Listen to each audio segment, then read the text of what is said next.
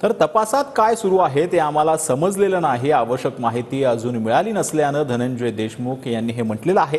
CID आणि SIT अधिकाऱ्यांसोबतच्या बैठकीनंतर धनंजय देशमुखांनी ही प्रतिक्रिया दिली आहे। उद्याचं आंदोलन एक दिवस पुढे ढकलण्याची विनंती ग्रामस्थांना करणार असल्याचंही धनंजय देशमुख यांनी म्हटलं।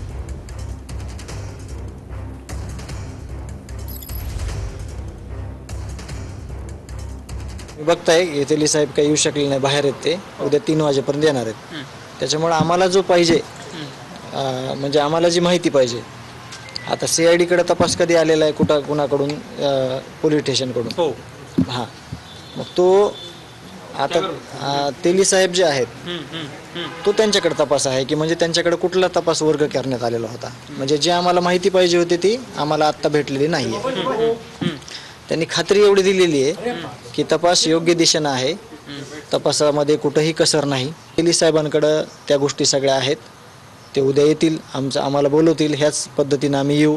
मी गावकऱ्यांना विनंती केली की समजा आंदोलन आपण सकाळी तुम्ही करताना चालू, तेली साहेब आले तर मग त्याच गावकऱ्यांना इथं कसं बोलणार, आपण काय करणार, म्हणून सगळ्यांना विचारात घेऊन उद्याचं जे आंदोलन आहे सकाळचं गावकऱ्यांचं, त्यांना मी सांगितलं की उद्याच्या दिवसापुरतं तुम्ही 1 दिवस पोस्टपोन करा।